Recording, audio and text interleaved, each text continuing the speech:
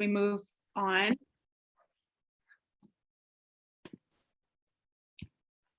And yeah, so we'll get started here. So we have 129 people thus far. Okay, so welcome everyone to today's session on behalf of the Kickanoswin Mokassin Indigenous STEAM program within the First People Center at Canada College in North Bay, Ontario. I'd like to welcome you all to our second session of our teacher national training program. And we welcome you all. We have our partner here, our national partner, ACTUA, who has been collaborating with us to bring this training to you all and to offer teachers right across Canada an opportunity to get right into land-based education, supporting Indigenous youth. And our goal is to support K-12 teachers, other educators, and ACTUA network members across Canada who are working with and or supporting Indigenous students and communities in land-based education within a STEM and STEAM fields. So those are our main objectives. And today's our second session. We have our speaker coming on today. I will introduce her shortly. However, we're going to begin with a prayer and smudge. So I'm going to smudge everyone. I'm going to light some sage right now. I had to run out and get more sage earlier today.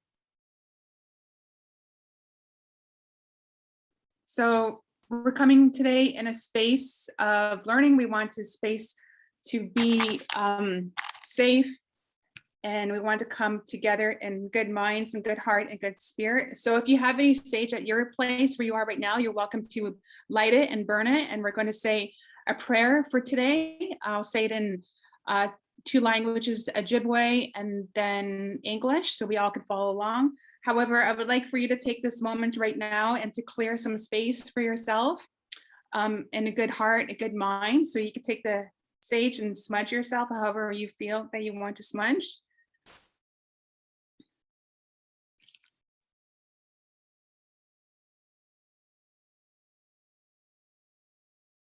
And we're all here for the same purpose of learning and sharing and connecting with one another. So there is some sage burning here, and you can grab some if you like, and we'll move on to our prayer right now. I'm going to share my screen, and there's going to be a prayer. You can follow along if you like, but I'm going to read it. I'll say it in Ojibwe first, and then I'll say it in English. And I have my cat rubbing on me right now. Okay. I believe everyone can see this right now, right? Okay. So miigwech jenemedo kikina gigo ga jutuin miigwech nishomis gizis gibiwa se ya jin nim yin numgum miigwech nokames debek gizis gibi wase ya jayen ni dibigak miigwech kakamekwa gi miji young Pimadzawin gi miji young mijim gi miji young nibish gi miji young wisnayag Minawa gi miji young nisawe. Sema, I have some tobacco, so Sema. Sema bagindana gawindanang wabanang jawanang minawa ipingishamag nadamushin. G mishka goba iyan minawa G jandaya iyan, and then miigwech jenemedo. So I'm going to offer my tobacco and sema to my smudge bowl.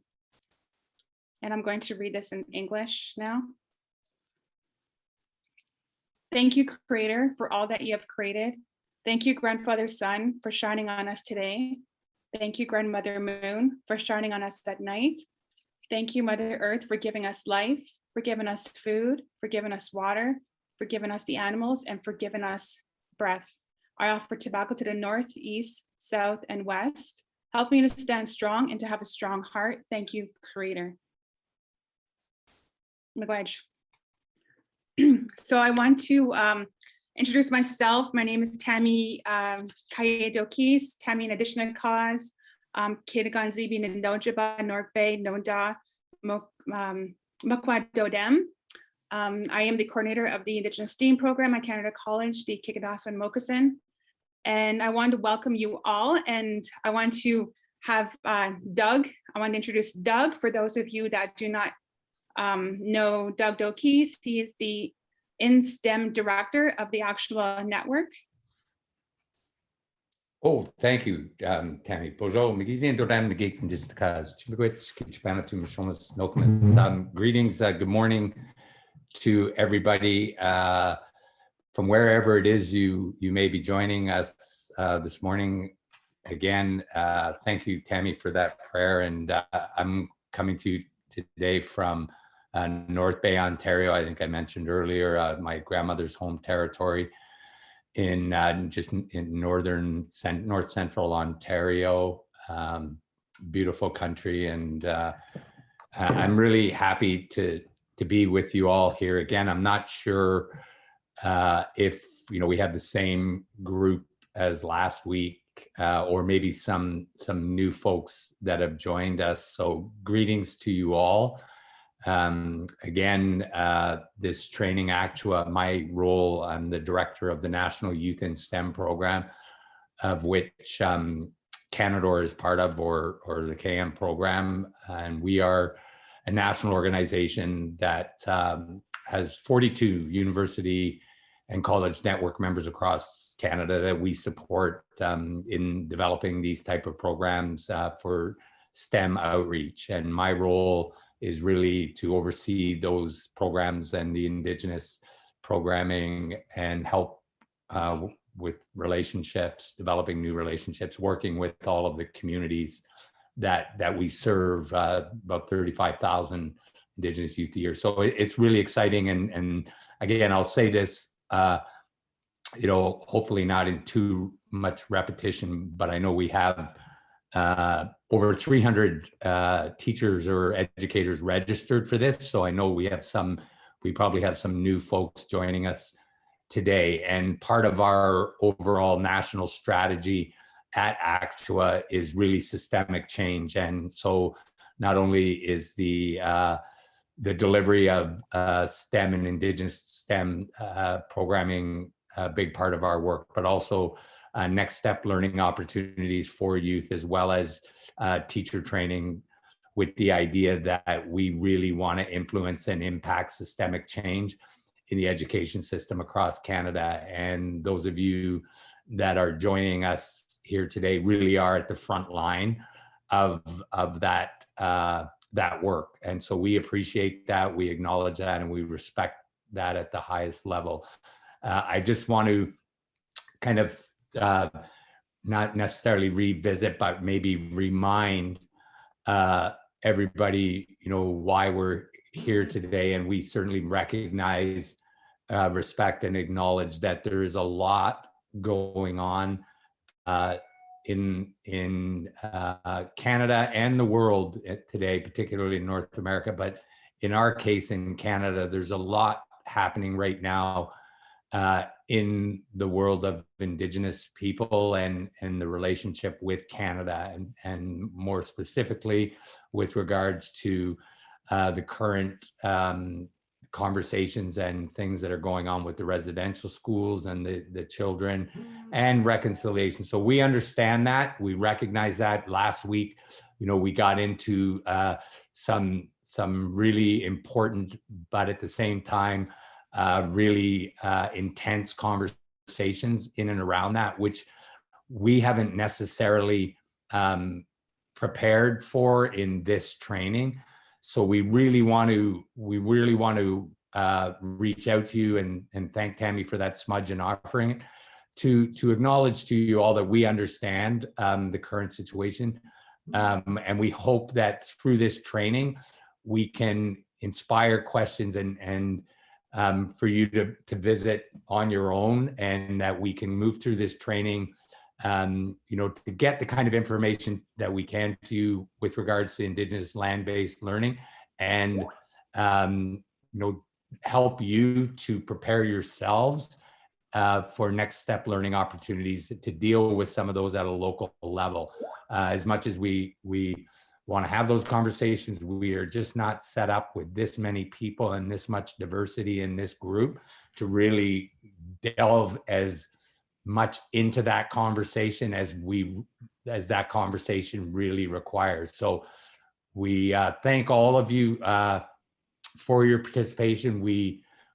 Our hearts go out to all of you as you experience each in your own way and in your own region in the country some of that trauma, that questions, and that search for direction that you seek.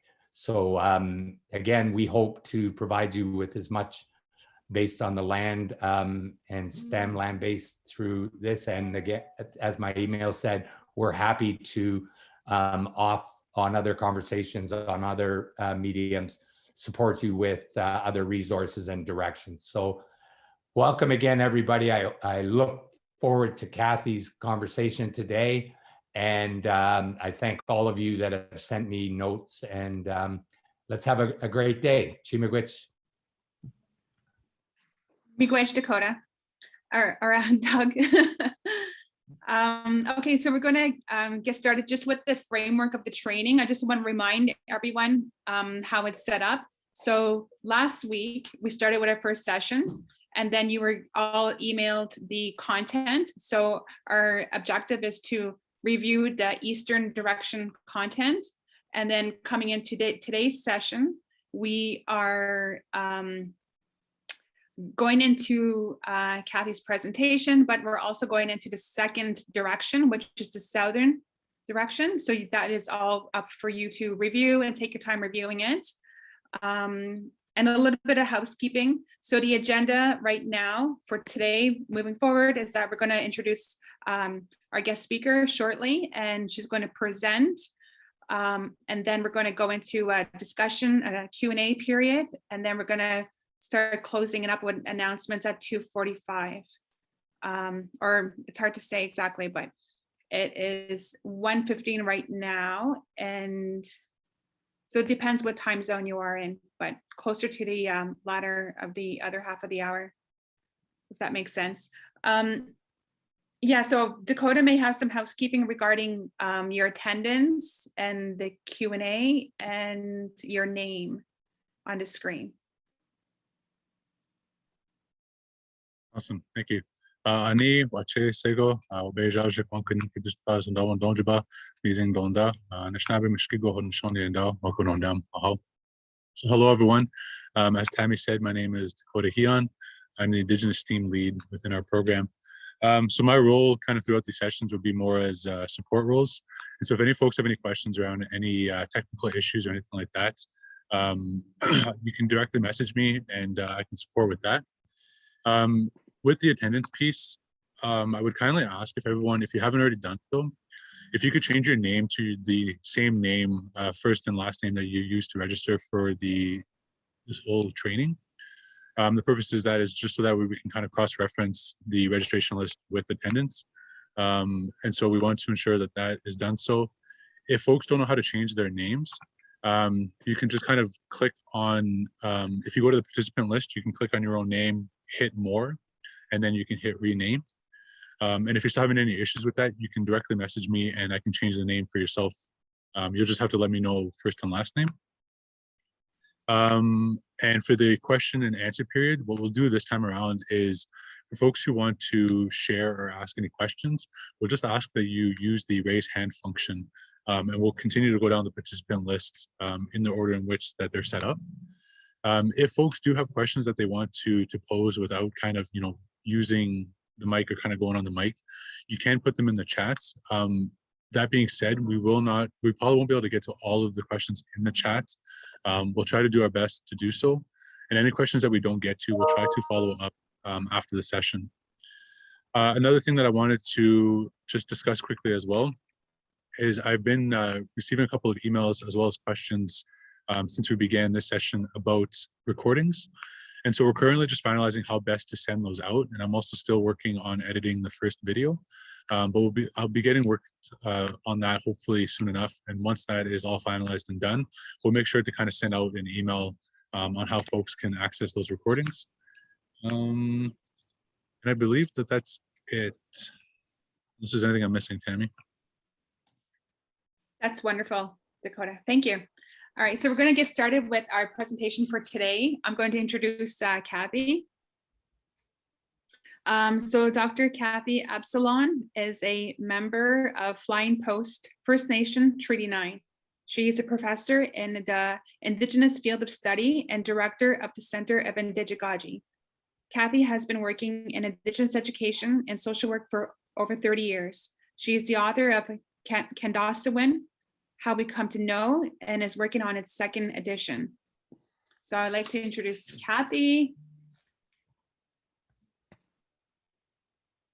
There, I just unmuted myself. Minogajeb, everybody. Good morning. I want to acknowledge that I'm in British Columbia at this moment. I'm in beautiful BC, and I decided to bring my presentation outside. I decided to bring the land to you. And as I shared a little bit, so, I want to acknowledge this territory I'm on. I'm on the traditional territory of the Nuchalnik people here on the West Coast. And having lived in BC and taught at UVic, I'm aware of whose territory I'm on and the ancestors that are here with me and gathering around me as I share with you. And so I hope that you can all hear me. Dakota, can you hear me good? Okay, great. So Bojo, Nin Minogi Jigonkwe and Dishnakas. Greetings to everybody. My Anishinaabe name is Minogi Jigonkwe. I'm Shining Day Woman, the one that brings goodness and beauty to the day. Flying Post First Nation Treaty 9 in Dunjabai. I come from Flying Post, Flying Post is up near Timmins in Chapleau. Our traditional land base is around where the Nat River travels up into the James Bay. And my mom my mom and my grandparents lived in the bush in a little place called Shamir. And my mom at the age of 5 or 6 was taken and put into the Chapleau Anglican Indian Residential School. And she spent 10 years of her young life there. And so I acknowledge what Doug shared today with our family members and what the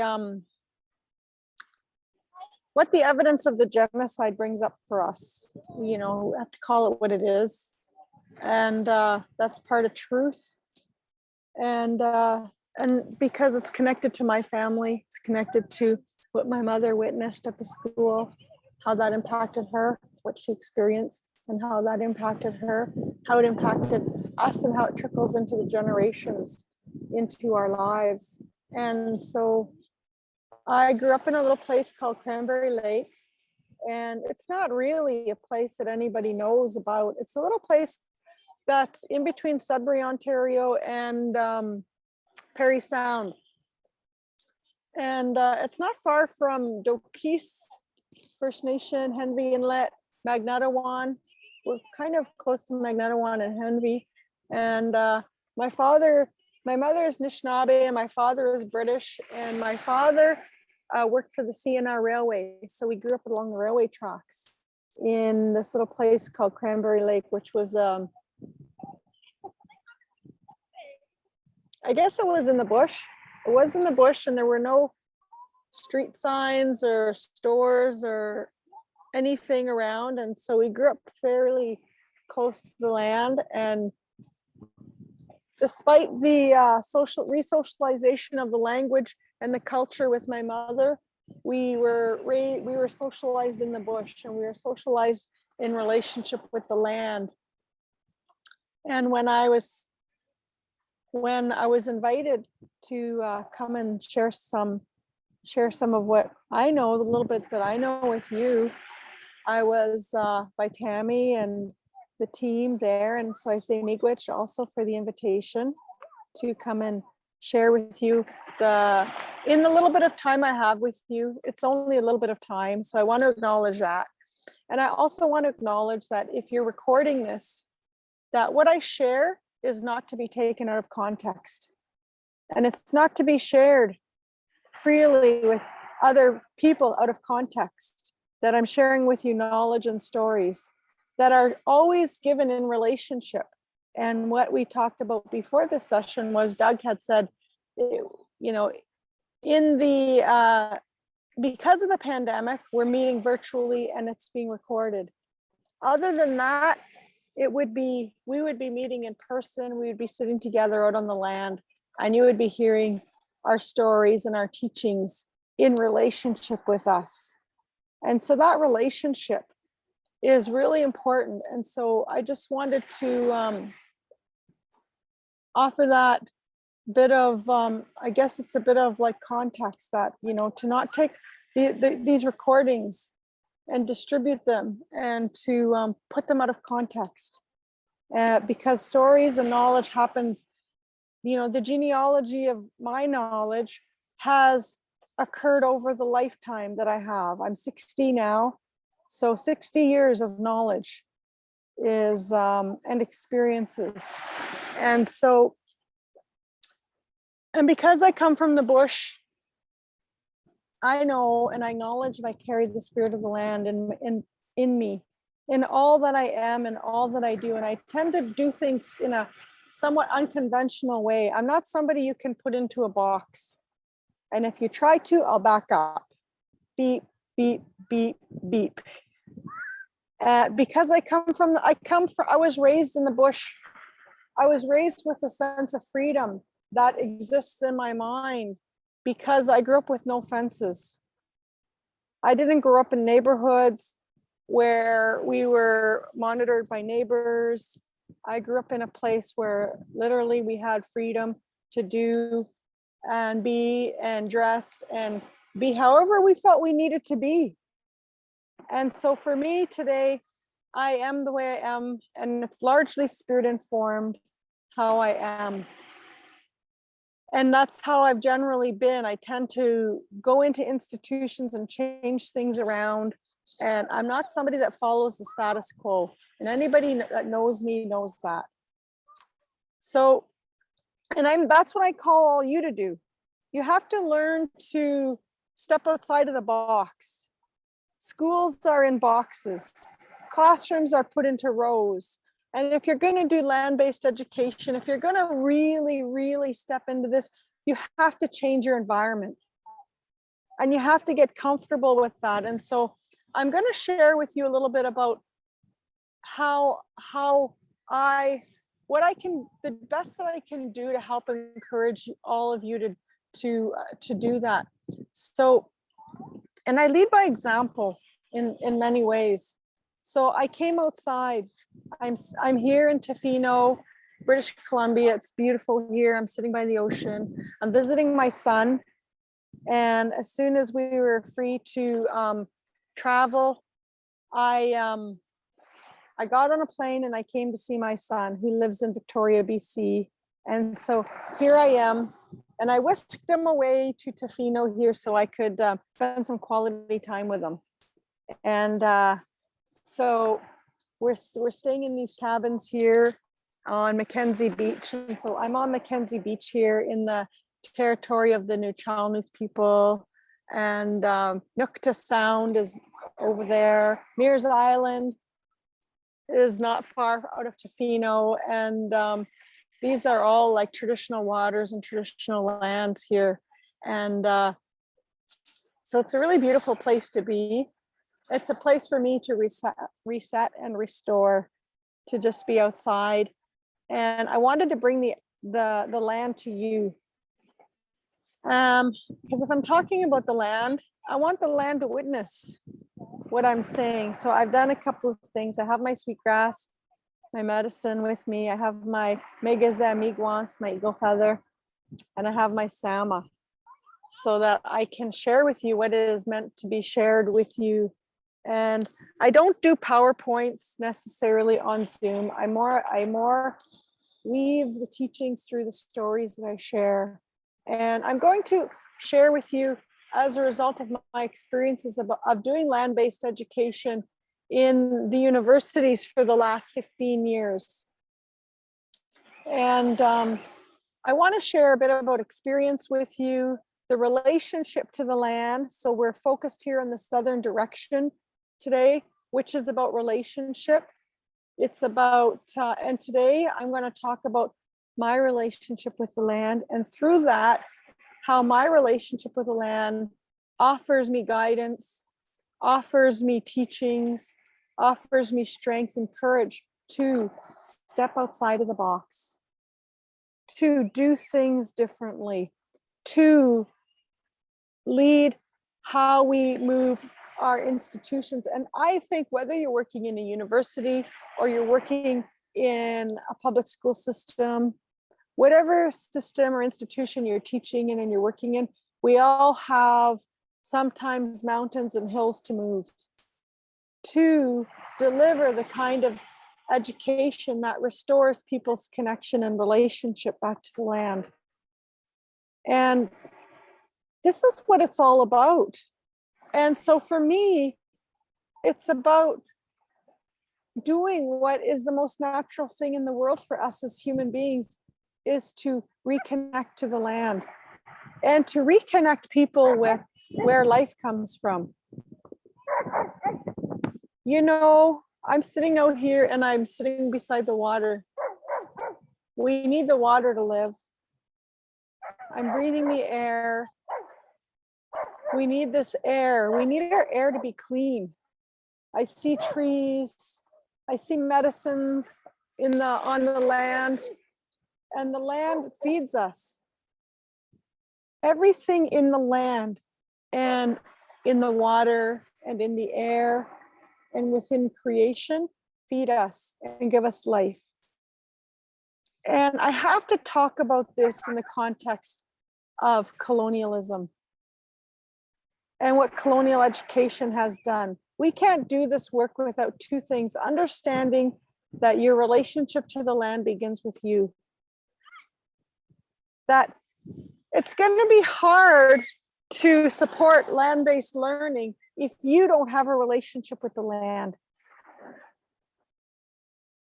So if you don't know what that feels like, or you feel like I'm speaking a foreign language and you don't understand, what does that mean, a relationship with the land? I understand what that means. And all I know, it's like you have to be with the land. You have to go and befriend a tree. Go talk to a tree. You have to befriend the medicines.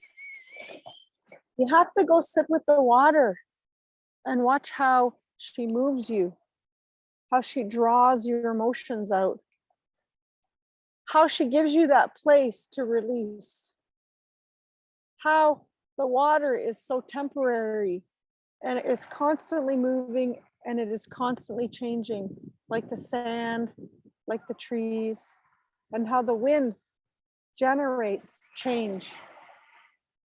And you have to be on the land to observe and to listen. And when I was a kid growing up in the bush, those are the two things I learned first, was to listen and to watch. You don't walk around the bush talking a lot. You don't walk around the bush not paying attention to what's going on around you. When I was a kid growing up in the bush, we listened,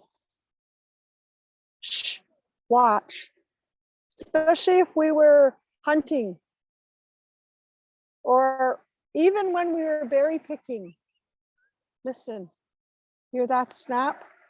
That's a big snap. That's not a raccoon snapping or squirrel snapping. That's a bear stepped on a big twig, or a moose. That's the big snap, and we listen. Or we were up blueberry picking once, and my parents were there, and my kids were little, and we're way in the bush. And my mom and dad, they brought a gun with them. We're blueberry picking with a gun. And they went, shh. And they said, shh. They shushed us. And we all stopped. We knew what that meant. And they're like, listen. And they could hear wolves way off in the distance. And they're like, I heard them say to each other, wolves. And my mom said, wolves. And I'm like, I said to them, you know, in my naive way, I said, well, we've got a gun. It's okay. Let's keep picking berries. My mom's like, a gun only shoots one bullet at a time. There's probably a pack. And we have the little ones here. So we quickly, I never seen my parents move so fast, honest. We quickly picked everything up because we had a lunch, we had our water, we had our baskets, we already had picked blueberries. We picked everything up and my parents literally ran through the bush back to the truck. I had never seen that before. I'd never seen them move so fast. You think your parents are like sauntering, like, you know. And so I was really taken by that teaching I received just by experiencing that. Again, they're listening, how artful their listening was, and how much we have to pay attention to what's going on around us. And if that's a really important thing that we orchestrate in when we take our students to the land, is we unplug them. We unplug them from their devices. No devices. Because the devices interfere with their relationship with the land. It severs it, it disrupts it, it disconnects it. And so sometimes they have a hard time with that. You know, well, adults do, because they're so addicted to their devices. And we're like, no, you don't, we'll take a break. Go check your phone later. And it's just like weaning people off of, like, it's like weaning addicts today with our dependence on devices. And so that's one of the things that we say is like when we're on the land, no devices. And we really focus on that reattuning ourselves to creation, to listen,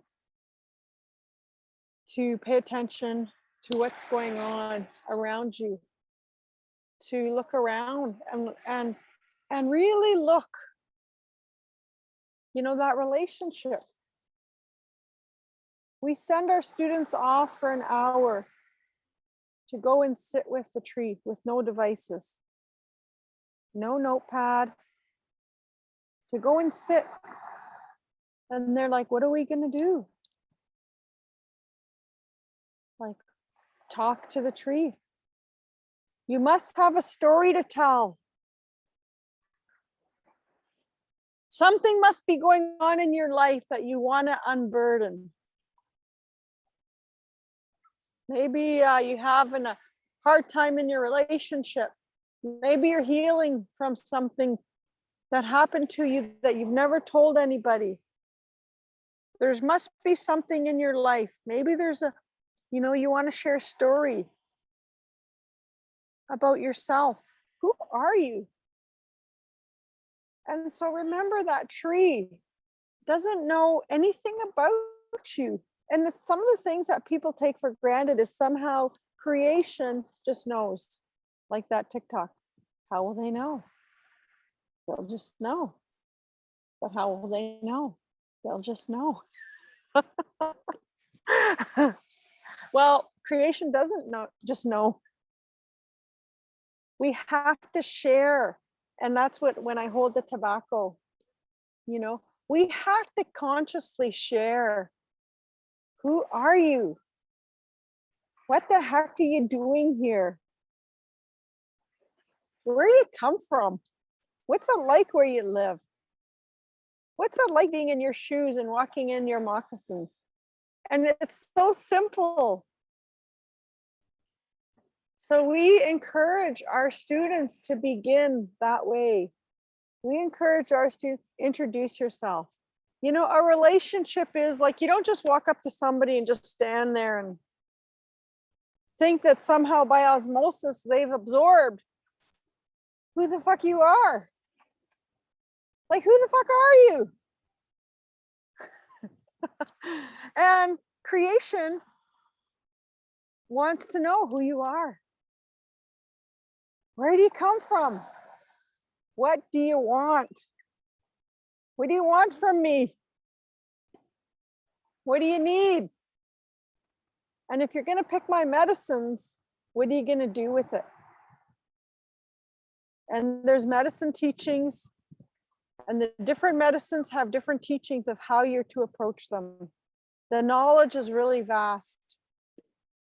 Certain trees have certain ways of how you want to approach them. The cedar tree, for example, she has a certain way of how she wants you to approach her. And I'm going to share this little story with you about Gishkandakmatik, and this is only one tree. One. Everyone is different.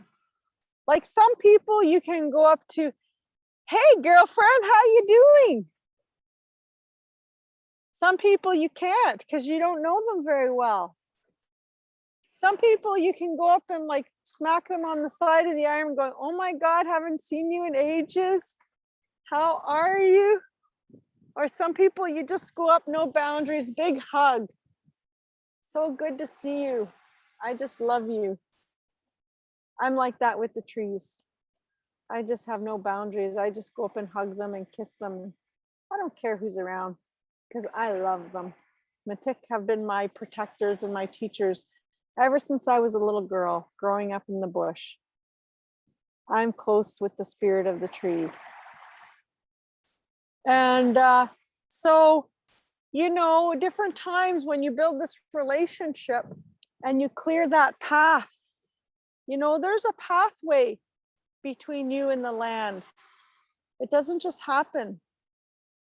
And when you work on that pathway, it might be full of stuff right now and cluttered with your ideas or your thoughts or your discomfort or just not knowing how to be or not seeing that the land is life and the land is medicine and the land has spirit, and every being in creation has a spirit. The tiniest grain of sand to the largest tree and to the most magnificent eagles. Everything has a spirit. And when you become aware of that, your consciousness of how you move through creation changes. And how you build your relationship changes. And sometimes when that pathway is clear and they look at you and they go, oh, she knows. Oh, she sees us. She knows who we are. You know, those whispers. You don't have to do anything. You don't have to wear the most couture clothes. You don't have to have your hair in a particular way. It can be like a freaking mess like mine is right now. Doesn't matter. I don't really care. That's what I learned about growing up in the bush is the land does not judge you for how you dress, for how your hair is, whether you have lipstick on or whether you have makeup on. The land does not judge you. And that's how I grew up. First 20 years of my life. I wasn't judged by how I appeared. And so what you see is what you get. And the people that know me and love me just love me because they know what's inside. They know who I am, even though I'm a bit clumsy and I'm a bit of an unconventional person in many ways. And so when you are attuned, there's a story and a story and a story. I'm in a story before I get to the story. I want you to know that. I'm not at the story yet. I'm attuning you to the story. And we're going through the layers and the doorways to get to this story, because this is a really special story. And it came to me because I believe I worked on my pathway. Well, the pathway's always been there, and that's the gift I had when my spirit got plunked in the bush with this family. Despite all the craziness that my family endured as a result of the residential school trauma. Despite all the trauma and all the nuts, the bag of snakes, shall we say, that we all carried. Well, bag of snakes is medicine in many ways. However, because I grew up in the bush, I also feel really blessed that I have that understanding that's in me. And so one of the things, and it's a big thing, it's not a tiny thing. This one thing is you have to work on your relationship with the land. You have to clear the path. Because many people today, the path is cluttered with so much that interferes with that. Like even when I get ready to come and be outside, it takes me time to prepare. It was a little bit rainy this morning, but I thought, okay, whatever. It's okay. It's a little bit of mist. I'm on the beach. I had to bring some stuff to set up to prop my computer or whatever. I had to think about it ahead of time. That's what the bush and the land taught me. The relationship you have to prepare for. And so when you work on the pathway and they see you, they'll acknowledge your presence. Sometimes they'll share teachings with you. Sometimes they'll talk to you. They could be anybody, any being out there, Matikanabe, the tree beings. And it could be any one of those tree beings within that whole kinship system of all the trees. It could be Meshkike, medicine, and any one of those medicines could talk to you and share something about themselves with you. That's a real blessing. But that only happens when your pathway is cleared. And you know, I know when the pathway is cleared with people that are knowledge carriers or teachers, because you feel the spirit is with them. You feel that they've been blessed by the grandmothers and the grandfathers, and the spirit is with them. Then there's people that are just showboats, and their lodges are empty of spirit. They're just putting on a good show. But the spirits always know. You can't, in that relationship, you can't hide from that truth. You can't put on your makeup and wear the fanciest outdoor gear and say, there, I'm in relationship with the land. That doesn't matter. You could wear the fanciest outdoor gear and have the best stuff, and your path is still cluttered.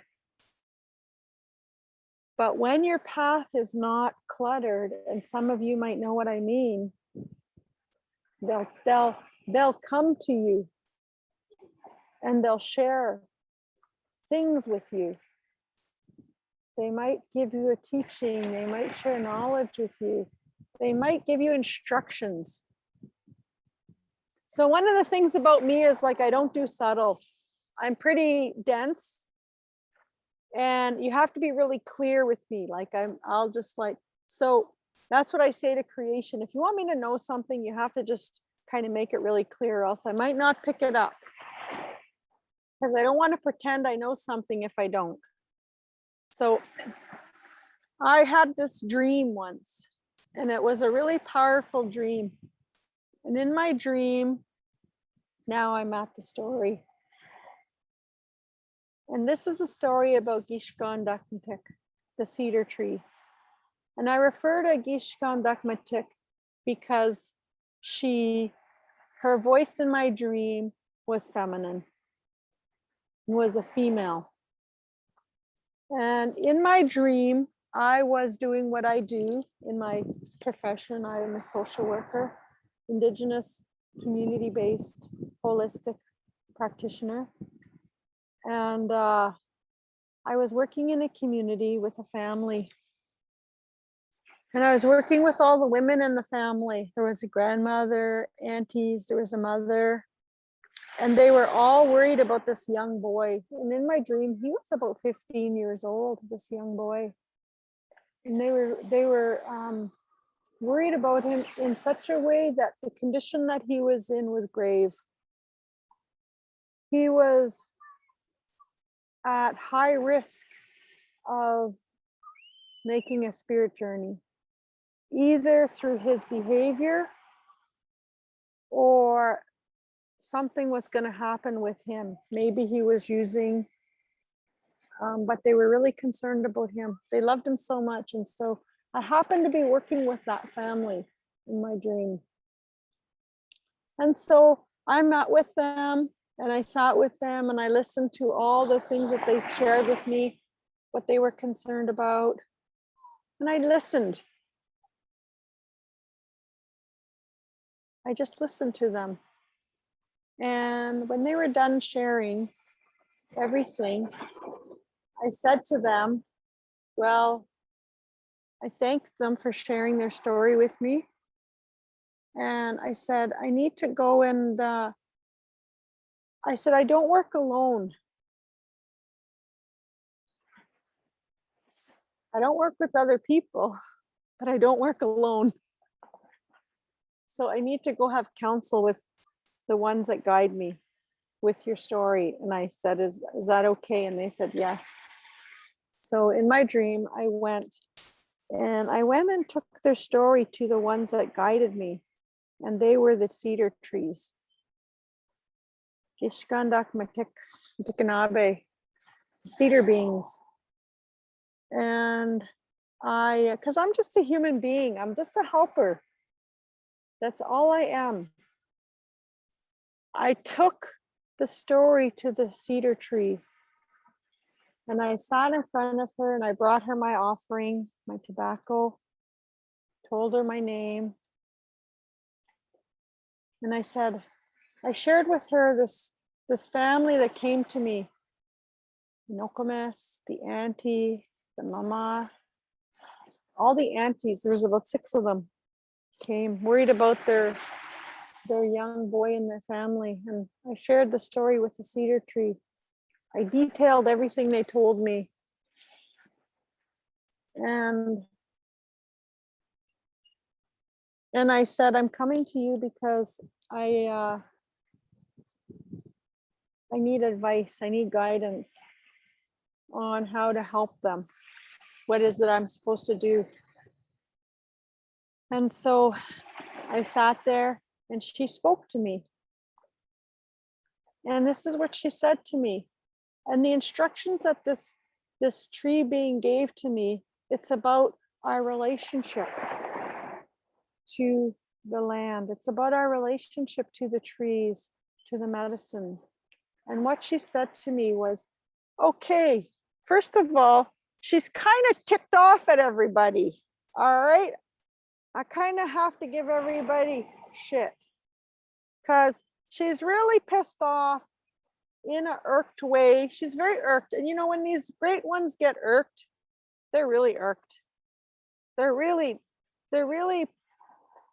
upset with humans because we have not been fulfilling our original instructions. We have not been listening. We have not been paying attention. So she had to get that off her chest. And she said in a very stern way. You know how you're talked sternly by grandmothers? It was like that. She talked very sternly to me and I listened because I know it's true. People aren't listening. She said, people come and take my medicine and they don't even know the protocols anymore. They pick my medicine as if it's for free and they use it and they haven't respected that my medicine has a spirit. She said, my medicine has a spirit and people pick my medicine all the time. And if they don't acknowledge my protocols and what I want them to do, then I will not release the spirit of the medicine. And she said, when you talk to that family, you tell them that this is what they have to do. And if they don't do this, that young boy will die. And I will not release the spirit of my medicine to help that boy. And so she said, with this very stern message in such a beautiful, it's kind of like a blending of something so beautiful, how her voice sounded with such sternness, like a velvet steamroller. It was really beautiful, her voice, but really powerful. I'll never forget it. And she said to me, I want people to come and bring me something. And we bring our tobacco. Tobacco is one of the most sacred medicines we could offer, the real tobacco. And I want them to bring me something. They need to bring that offering to me to show me that respect. They need to tell me who they are.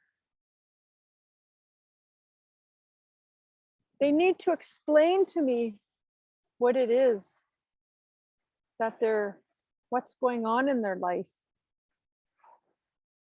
Who are they? Not just your name, and then put the tobacco down. You know, pay her that respect, give her your time. Who are you? What's going on in your life? You don't have to be there all day, but you have to share yourself with her authentically, your truth. And what is it that you want? What is it that you're looking for? What do you want to do with that medicine? And so when we teach our students about medicine picking, each time you pick medicine, you be specific with that tree and you tell her, is that going for a sweat lodge? Is that going for a cedar bath? Are you drying your medicine for your winter supply? Who is it helping? Tell her that. She wants to know. She wants to know where she's going to release the spirit of this medicine to.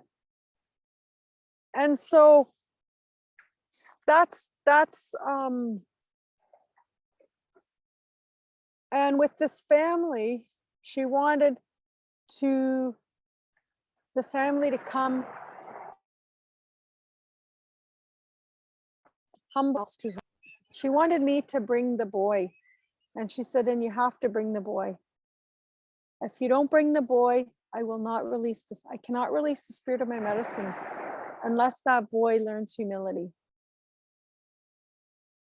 He needs to come and humble himself to me. Isn't that a beautiful thing? Humans need to learn humility with the land. In this relationship,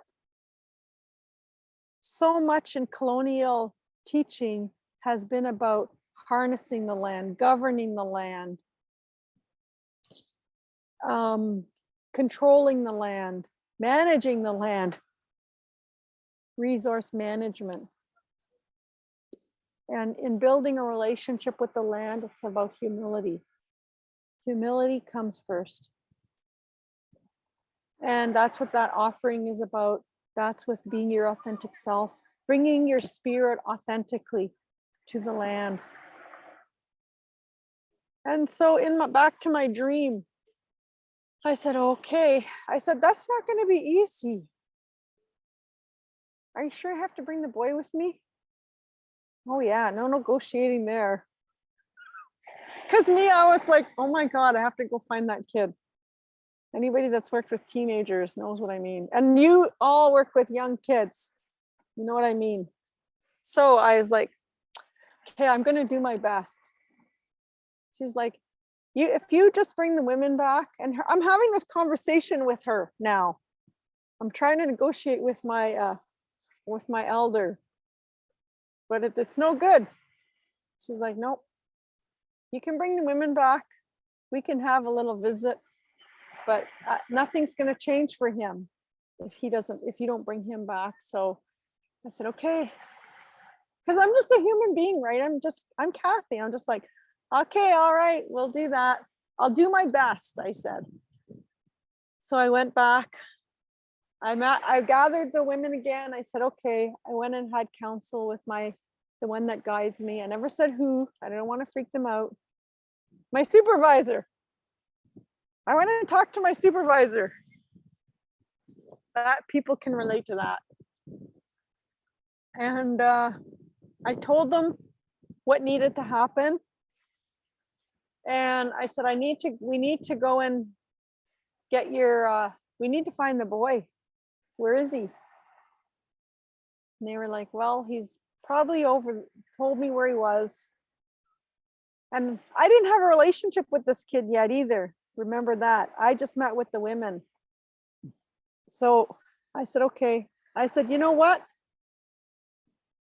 I'll go find him because right now he's kind of backed up from the family.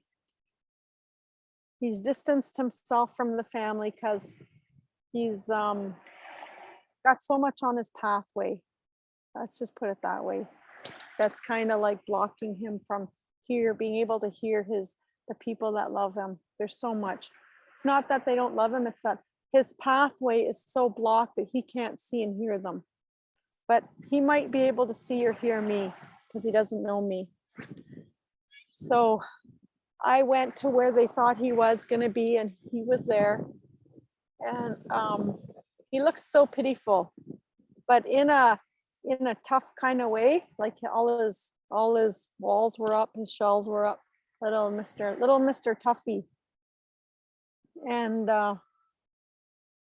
so I introduced myself, and I told him that his family really loves him, that they're worried about him.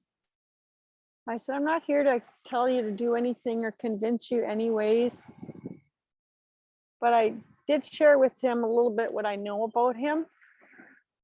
And I did share a little bit about that I needed him, that if he wanted to change things in his life,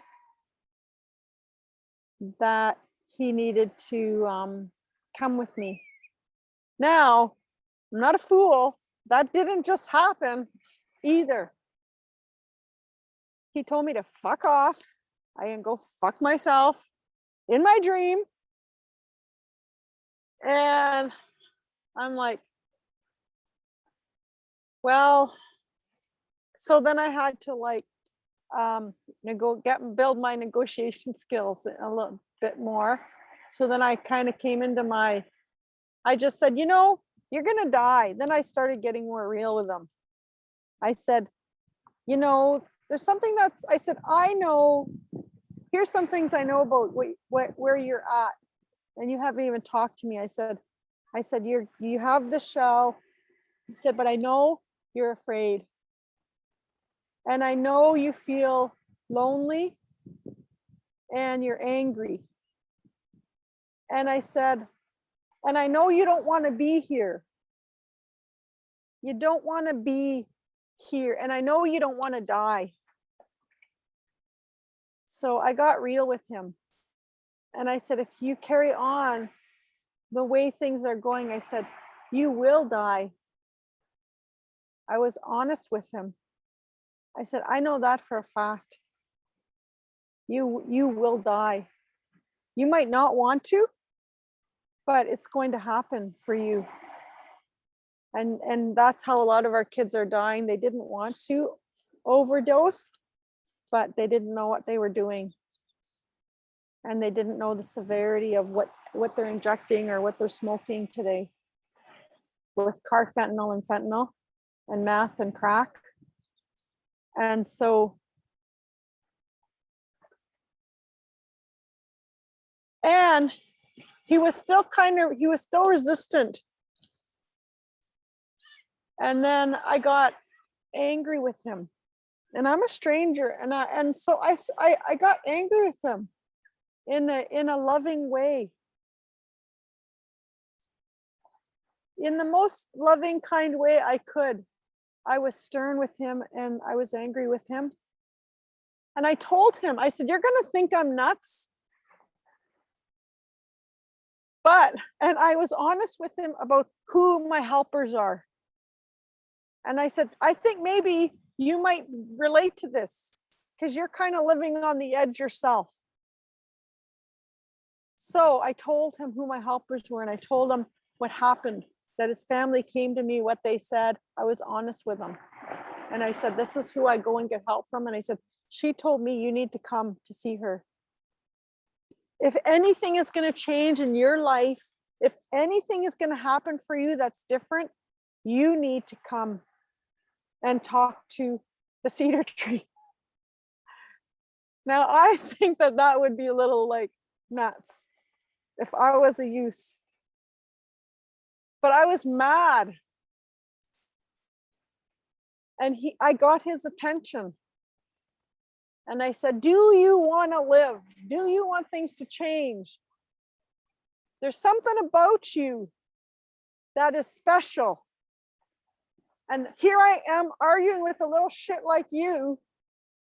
I'm not doing this because I want to, but I was given instructions, and I'm doing this because I have to. Not because I want to argue with a little shit like you. That was my loving thing. I said, she must love you for some reason. She knows your spirit. Mark my words. And she wants to meet you. And in that loving, stern way, he came with me. I was amazed. He said, so we're going to go get your grandma, your mom, your aunties, and we're all going to go to her now. So he said, okay. And he came. I couldn't believe it. It's a crazy dream. Such a beautiful dream. And so they all came, and we all went back to, in the women, I didn't tell them who my supervisor was. So we all went to the dream, and they trusted me. And we all were standing in front of the tree. And then she spoke, and it was like beautiful. First, I gave everybody tobacco, and I said, we all have to present to her. Put your tobacco at the base of her tree, and I want everybody to announce yourself. Who are you? And everybody, all the women did that, and the young man didn't do that yet. He was still kind of in his place, but he was more or less entertaining this crazy person that he thought I was. And then I said to them, I brought the young boy in front of the tree. I said, here he is. And I said to him, I said, now you put your tobacco down and, tell her who you are. Talk to her. And I said, when you tell her who you are, and what she wanted from him was, she wanted him to ask for help. She said, I need you to ask me for help. I need you to you don't need to tell me what you want help with, because sometimes they don't know. Isn't that amazing? She said, I just need you to ask me for help. And so the boy, I gave him the tobacco, and he did. I said, I don't need to listen. I stepped back. I said, we don't need to listen. It's between you and her now. And he did. He sat there by the tree. Makes me emotional. It was such a beautiful dream. And he sat there and he shared himself with her with humility. And the dream, and what I saw was her, like she, when the wind blows the boughs, her boughs went over, and I saw like this, like, it's like when you see in a cartoon, or you see like this pixie dust. It's like all this little light, all this it's like what you see in the sparkling water, all this sparkling energy, light went around him. She shared the spirit of her medicine with him. And we saw that. I saw that in my dream. I don't know if I saw it. The dream was, it was my dream. And that's what I saw. And I just that's when I woke up. And she had already given me instructions before this to say, when I share this with you, this is what you share with the people. You tell them to smarten up. You tell them to be mindful, to be more mindful about the relationship with us. She's a, Gishkandak cedar is a sacred medicine. That was a sacred dream I got. Like, wow, right from the source. Sacred instructions. And it's my responsibility to share this with you. So you know that in this direction that you're sitting in, the relationship with the land, each of you are responsible for now how you move forward with that.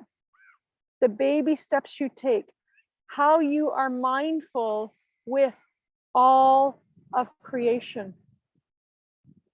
And each of you might have your own teachers. Mine is Gishkandak Matik, the cedar tree. That is one of my teachers. And each of you might have your own helpers. It's going to be different than mine. When you clear your path, and that doesn't just happen, you have to be mindful, you have to be aware, you have to build this relationship for them to trust you with that knowledge they could share with you. It doesn't just happen. And so, in our program, we have beautiful people that work with us who have spent their life building their relationship with creation, who have spent their life honoring and respecting their relationship with the land. It's not just rhetoric, it's just not intellect, it's not a cognitive relationship. It's a relationship that is steeped in spirit, in heart, in trust, and in being with creation. And one of the gifts that I feel I received growing up in the bush was that I was immersed with the land. I got that bush immersion. I share that with people. When you want to learn the language, they say you have to be immersed in the language. You have to have language immersion, which is true. I've gone to language immersion camps and it's lifted me over hills of like being able to say and speak and do things in the language. Immersion is really important. It's the same thing with land relationship, immersion. And it could be, beginning with an hour sitting with the tree, finding the medicines that resonate with you, befriending the water, befriending a rock, a grandmother, a grandfather. We see those as grandmothers and grandfathers as our relatives. The land is our relative. The land is our kin. And they're not objects. They're not just, it's just not a rock. It's just not a tree. We don't go hacking into trees because we want to carve our names into it. We don't go painting on rocks or defacing rocks because it looks cool. And when you help youth understand the relationship with the land is real, and the land has a spirit, the land has a life. And when I say the land, I mean everything. I mean the water, the air, the tree beings, the plant beings, the medicine beings, each sand, each rock. I mean the winged ones, the crawlers, the swimmers, the slitherers, the four-leggeds, the ones that walk really close to the earth, that they are all sacred. And each of them has species. Think about that. All the bird species, if you're in your backyard and all the birds come, make it a project to get a book on birds, to get to know them, their sound, their songs. So you can say, oh, that's a cardinal. Oh, that's a red-winged blackbird. Oh, there's that robin. That's a chickadee. you can learn their sounds and think about what a knowledge base that is. And look around your yard and say, can you name all the trees? Do you know what their names are? And then go to the plant world. Can you name the plants? Can you identify them? Can you identify the medicines?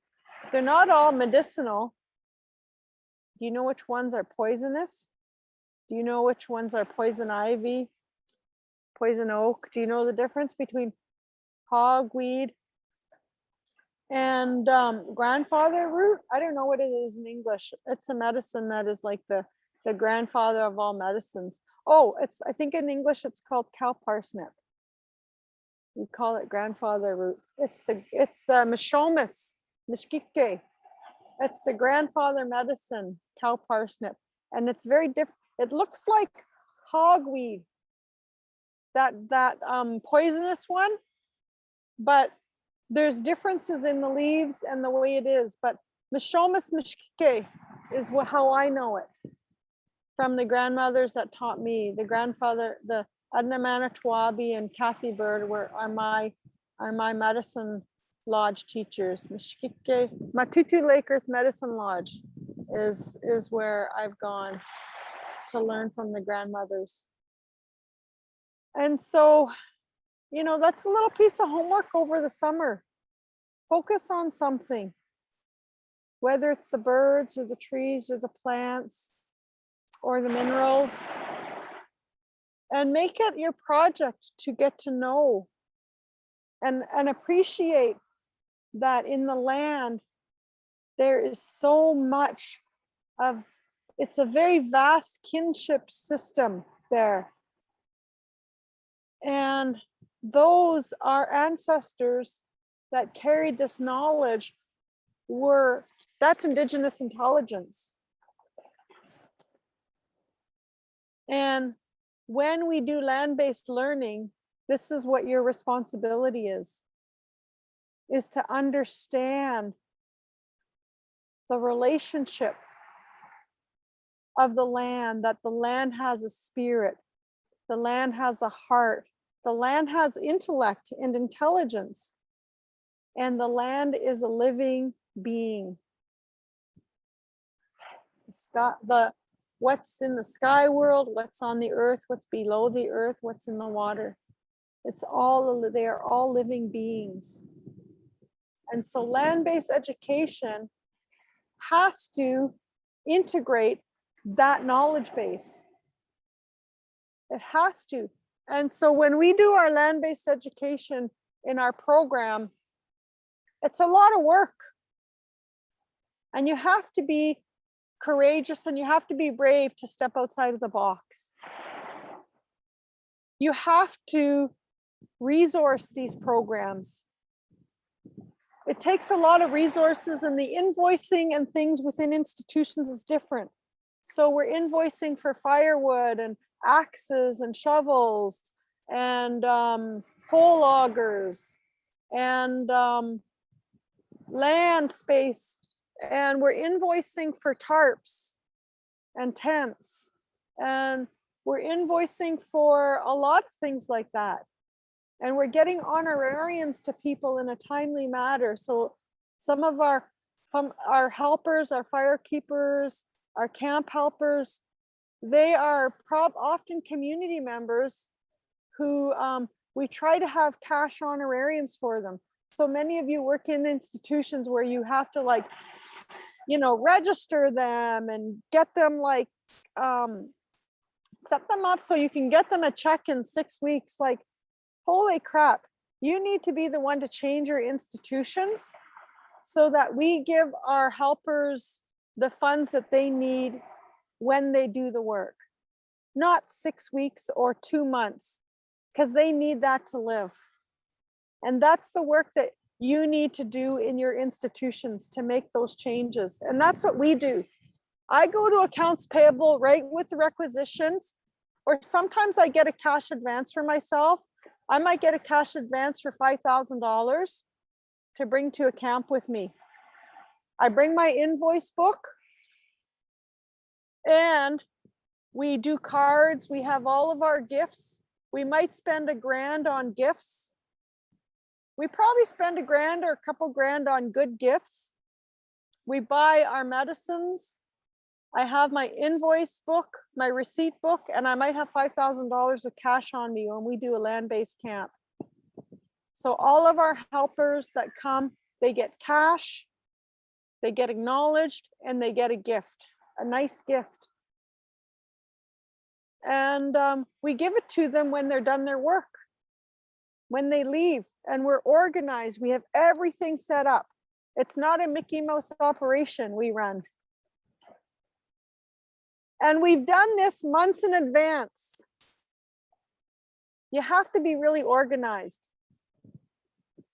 And I find out from accounts payable, okay, when do you need my check requisition? When do you need my I can get my check so I can go to the bank and get cash? Or deposit it in my account. How are we going to do this? I've gone and met with my institutions beforehand to set all this up. This is preparation. And if you have never done that and you're doing land-based education, you need to get working on that.